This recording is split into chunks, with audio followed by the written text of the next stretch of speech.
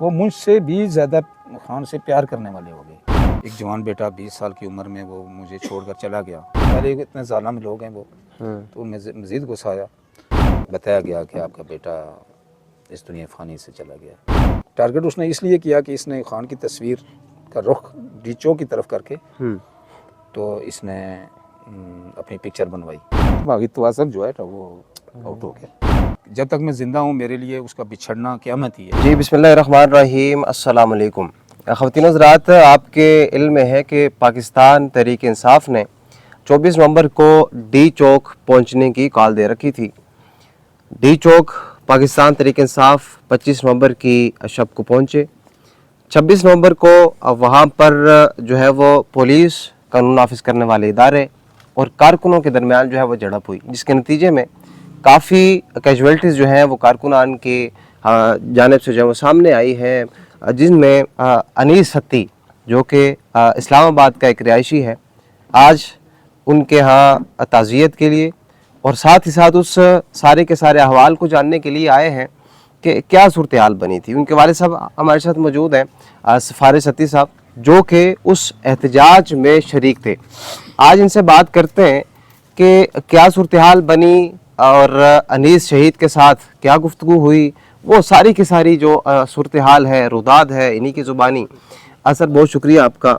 सबसे पहले तो हमारी तरफ से ताज़ियत कबूल कीजिए। आमीन आमीन। ये बताइएगा कि जब आप यहाँ से जा रहे थे, वहाँ से शुरू करते हैं, तो क्या बातचीत हुई आपस में, वो जो गुफ्तगू थी वो बताइएगा, क्या गुफ्तगू हुई आपस में? जब मैं बेसिकली मैं घर पर नहीं था, तो ये सुबह फर्स्ट टाइम अगले दिन ये गया था 26 नंबर पर। वहाँ से ये रात को लेट नाइट वापस आए, तकरीबन रात मेरा ख्याल 2-2:30 के लगभग आए, और मैं उस वक्त भी मौजूद नहीं था। तो रात को सोए, सुबह उसने अल्हम्दुलिल्लाह उसने अल्लाह को याद किया, नमाज़ पढ़ी बाजमात मस्जिद में। अच्छा। उसके बाद वो वापस आया और उसने अपनी तैयारी शुरू कर दी। तो उसने अपने कपड़े चेंज किए। उसने कपड़े चेंज करने के बाद उसने जुराबें वगैरह पहनी, जोगर पहना, उसने गरम जर्सी वगैरह उसने पहनी। और दूसरे जो भाई थे वो उसके, मेरे जो दूसरा बड़ा बेटा था, वो दूसरे कमरे में सोया हुआ था। उसने जाकर उसको जगाया कि आसिम नाम है उसका, आसम भाई उठें, तैयारी करें, हमने जो है ना वो डी चौक पहुंचना है। तो उसने घड़ी पर टाइम देखा, तो उसने कहा अभी तो बहुत सवेर है, अभी तो शायद वो काफ़िला कहीं रुका होगा रात को, उसके बाद और वो आएगा। कहता नहीं, मैं तो सुबह से मैं वो देख रहा हूँ वो G10 के नज़दीक पहुँच गया है, तो या हम डायरेक्ट डी चौक चले जाते हैं, ताकि वो अगर शावर से स्वाद से इतने दूर से आ रहे हैं तो हम तो यहाँ के लोकल रहायशी हैं, हमें उनसे पहले वहाँ मौजूद होना चाहिए था। तो उसने कहा चलो मैं तैयारी करते हैं, फिर देखते हैं। मगर उसने कहा जल्दी जल्दी तैयारी करें। फिर वो मेरा भांजा है, उसका कज़न है नफीस सत्ती, वो साथ ही गया है उसका भी, उसको एक कॉल की, उसने कहा अभी बहुत सवेर है, चलते हैं। फिर दूसरी की, इनके बड़ा पुरजोश था कि डी चौक पहुंचना ही पहुंचना है। डी चौक पहुंचना ही पहुंचना है कि खान की फाइनल कॉल है। उसने कहा कि ये फाइनल कॉल है, तो फाइनल हमेशा आखिरी होता है, उसके बाद कॉल नहीं हो सकती। तो फिर उसने भी थोड़ा सा इसको कहा कि मैं थोड़ा सा काम कर रहा हूँ, इस काम करके तो फिर चलते हैं। बहरहाल उसने अपने बड़े भाई को कहा कि अगर आसम भाई अगर आप बहुत लेट हैं या नहीं जाना चाहते हैं, आपका दिल नहीं कर रहा, तो मुझे इजाज़त दें, फिर मैं अकेला ही चला जाता। अच्छा। तो भाई आसम भाई ने उसको कहा कि नहीं अनीस, मैं भी चलूँगा, बस कर लो। हालांकि उस जो बड़ा भैया उसने नाश्ता भी नहीं किया इसकी वजह से। तो उसने कपड़े शपड़े चेंज किए, गुस्ल किया, कपड़े शपड़े चेंज किए, तो बाहर निकला। तो वालदा अपने को कहता है मामा हम जा रहे हैं। तो उसने कहा बेटा आप अनीस, आपकी तो बॉडी इतनी है, स्मार्ट हो, सिंगल हो, तो आप अगर रहने दें तो चलो, ये दूसरे जा रहे हैं।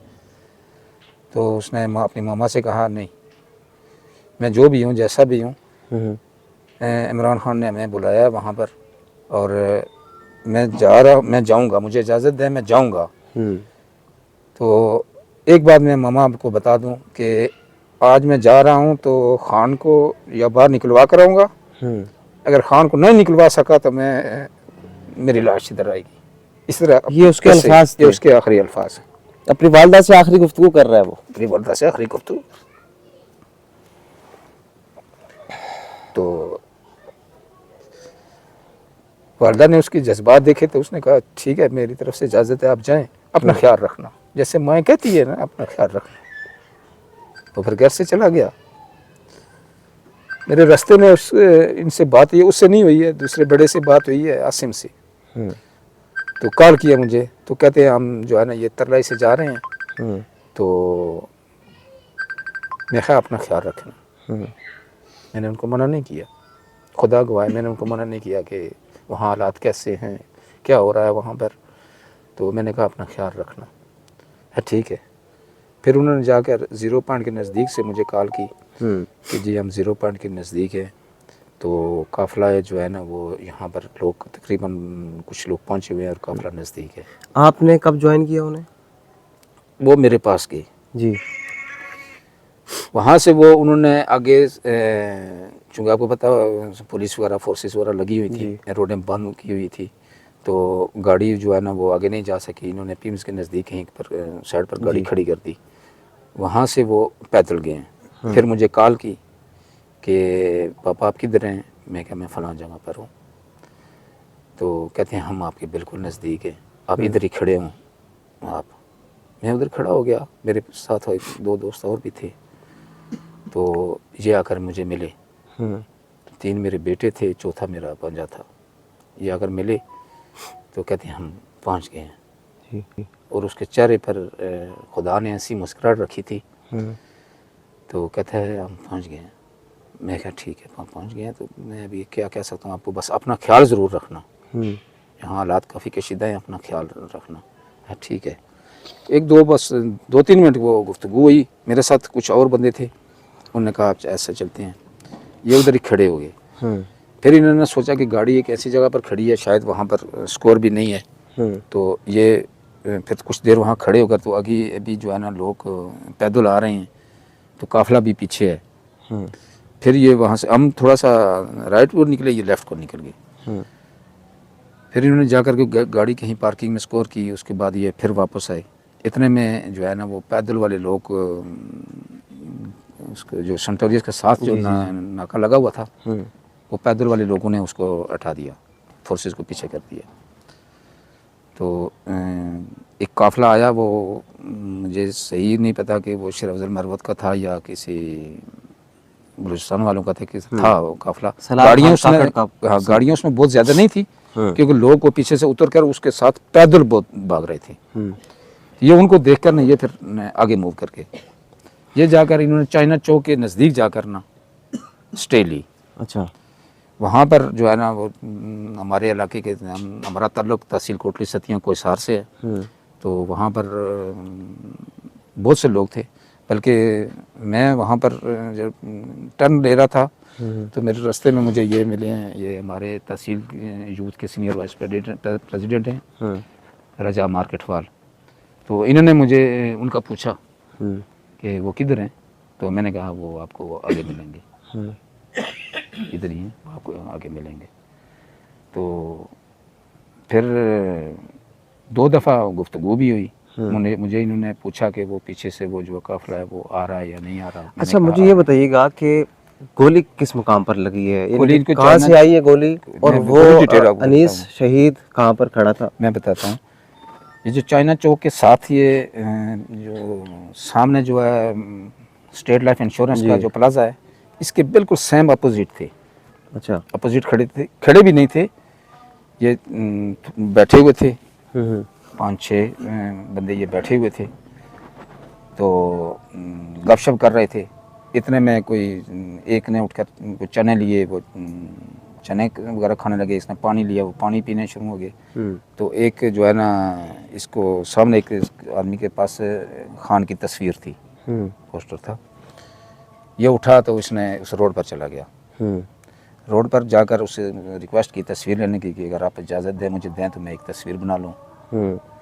उसने कहा ले लें, आप तस्वीर ले लें। वहाँ पर उसके साथ हमारे तहसील के एक सीनियर लोग भी थे, पीटीआई के राजा ज़फ़रान साहब, एक तस्वीर उसके साथ बनाई, उनके साथ खड़े होकर बनाई। फिर इसको कहता है मेरी एक सिंगल तस्वीर बनाओ। उसने उस पहले तो हाथ में रखकर ऐसे तस्वीर बनाई थी, फिर उसने दोनों हाथ ऊपर करके फुल करके तो ऐसे तस्वीर बनाई। इसने तस्वीर, इस बच्चे मेरे ने तस्वीर बनाई उसकी। वो तस्वीर बनाकर फिर आहिस्ता आहिस्ता जो है ना वो वापस आए। ये इस राइट साइड पर एंड पर बैठ गया, तो वो जो है ना इनके लेफ्ट साइड पर यहाँ मुंह इनकी तरफ करके बैठ गया। तो जो मेरा कज़न था उसने उसको कहा ये चने आप खाएं। बस कुछ चंद ही मिनट गुजरे कि उस स्टेट लाइफ की बिल्डिंग के अंदर से माना 6ठी-7वीं मंजिल से एक वहाँ पर एक खिड़की कह रहा है ये खुली हुई थी, तकरीबन 3 बाई 4 फुट के गैप था उसके अंदर। स्नाइपर शॉट था? स्नाइपर शॉट था, क्योंकि वहाँ से जो बिल्डिंग के अंदर से जो है ना वो स्नाइपर शॉट ही हो सकता है। जी।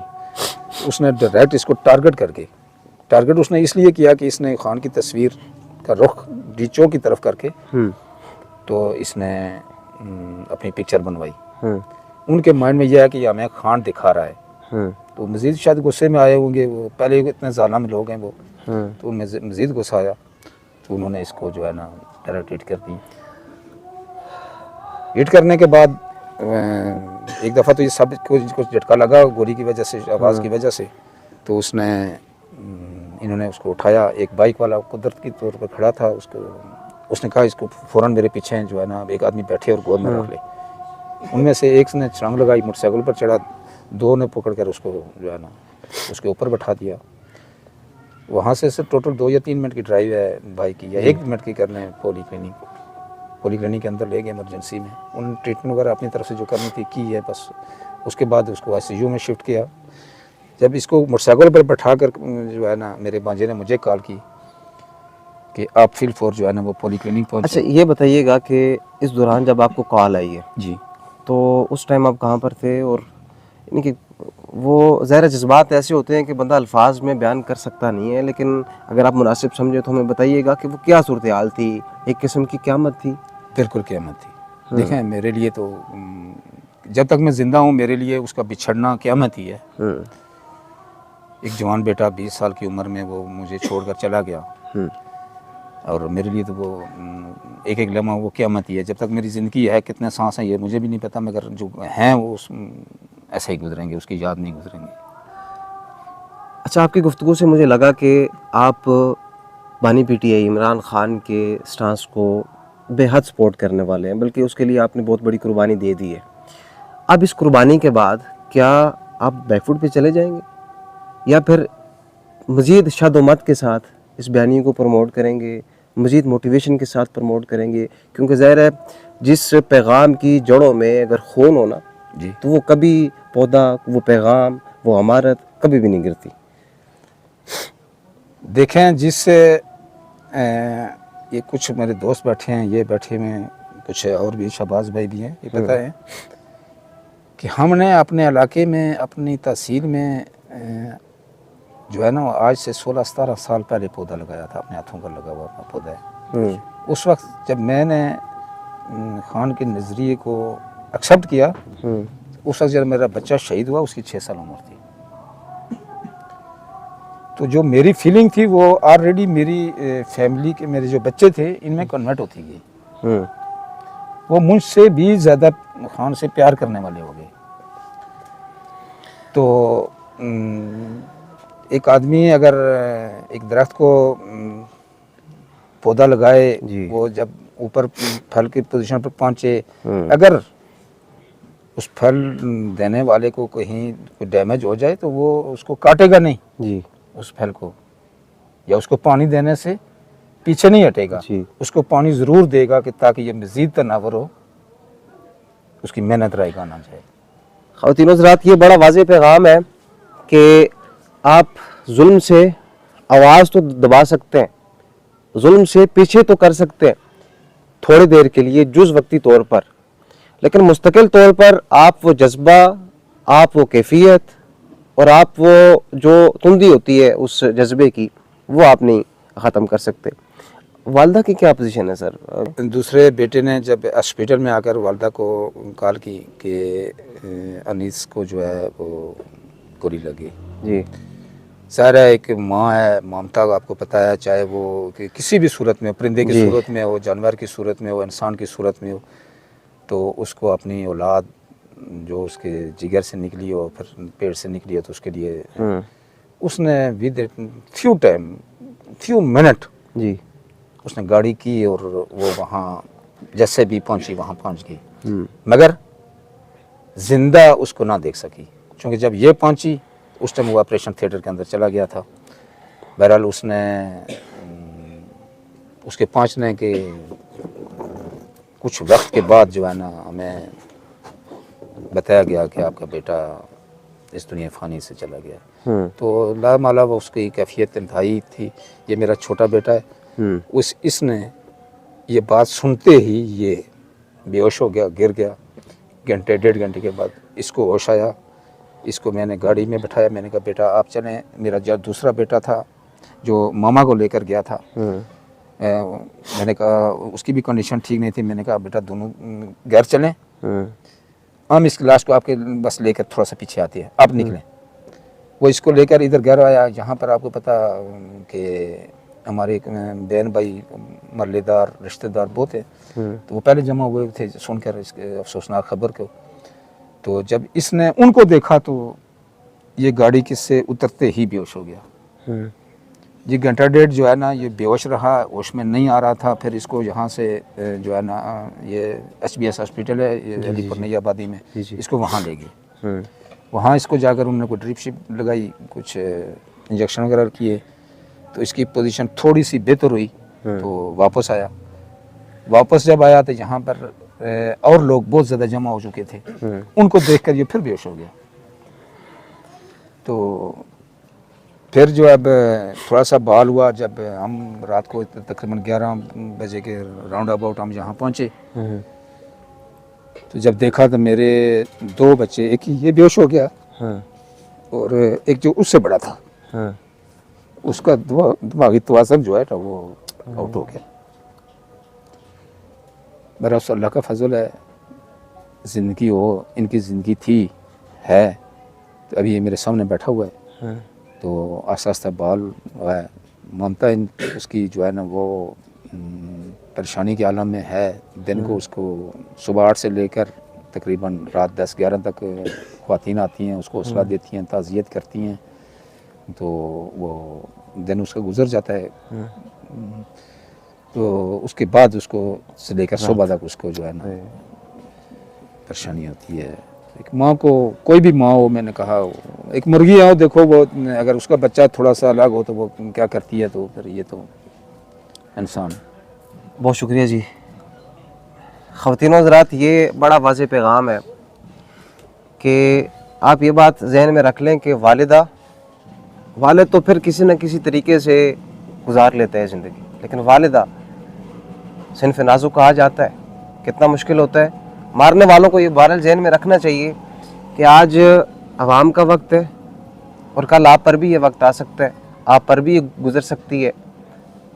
अल्लाह करे कि पाकिस्तान के ये जो हालात हैं इसमें मज़ीद ख़राबी ना आए, हालांकि लग ये रहा है कि ख़राबी आएगी। इंडिपेंडेंट पाकिस्तान की वीडियोस देखने के लिए हमारे चैनल को सब्सक्राइब करें, बेल आइकन को भी लाजमी दबाएं ताकि हमारी आने वाली वीडियोस से आप बाखबर रह सकें।